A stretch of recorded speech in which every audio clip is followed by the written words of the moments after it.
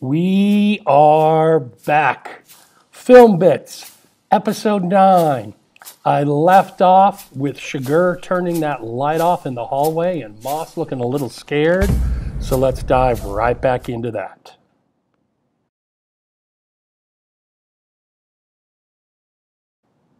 Anticipation there for Moss. Nice push in with the camera, really showing us he doesn't know what's going to happen next. He's scared, he's worried. Pan up. Ouch. Moss gets pegged with that broken lock. Puts a shot out to hopefully get him. Ooh, Chigurh right on top of him with the rifle.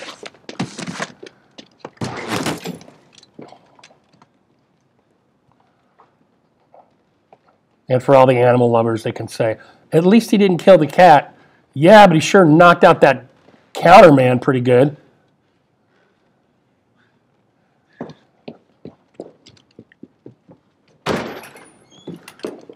All right, now Moss is, boom. That one caught him. Pretty good shot from Chigurh range. Winged him in the side there. Bleeding pretty heavily. It's an interesting shot set up all the way back, almost like it's peeking around this corner at Moss. And that's why the shot setup was there, so he can pop right in front of the camera when he makes it to try and avoid and dodge Chigurh. Let's do a quick pause here. There's something that I've always thought is very interesting about No Country, and that is the amount of violence that is shown versus not shown.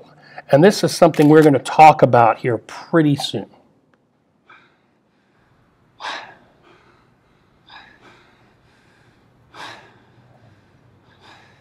So it's late at night, small town near the border. These streets are deserted. To Moss's luck, this guy starts coming up with a truck.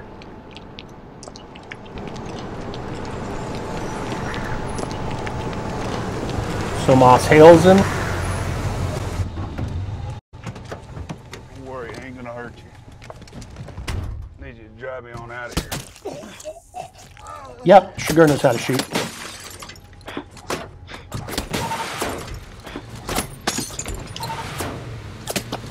Love this editing here, this back and forth between Moss and the bullets. Look at that tight pattern. One shot at a time, Chigurh's all over the place. He's far, far away. He's shooting at a moving target. The guy is just a stud.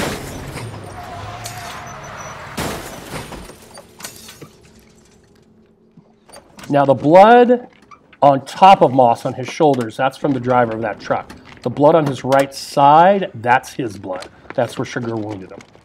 And we're going to get back to some mirrors here as well. Again, no music in here.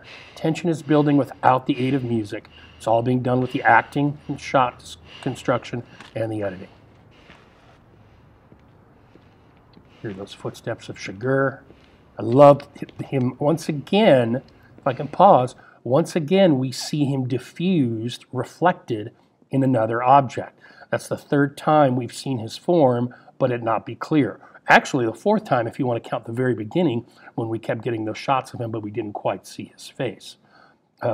One of the things I think we can take from this is because Chigurh is so good at what he does, he almost straddles this line of natural and supernatural. Also, we'll come back to this discussion too in a little while when Ed Tom is asked to give his opinion on Chigurh. A lot of people think Chigurh is one thing. Ed Tom thinks he's something else. And these reflections, I believe, play into that.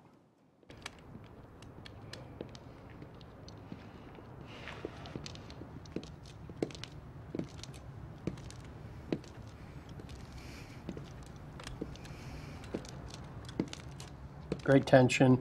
Push-ins on Moss. Nice medium shot on Chigurh.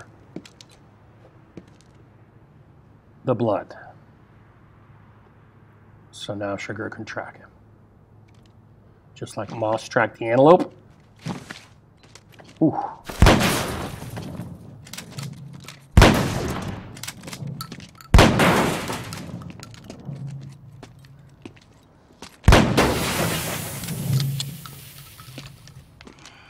That bullet's got to be killing Moss right now on the side.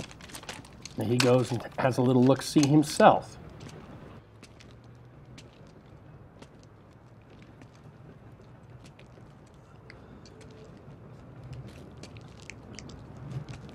And look what he notices. Blood. He got Chigurh. Doesn't know where or how bad, but he got him. So they both have exchanged wounds.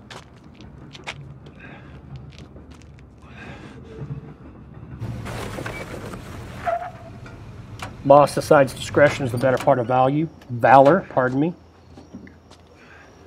And he's close to the border, and that's where he's going to head.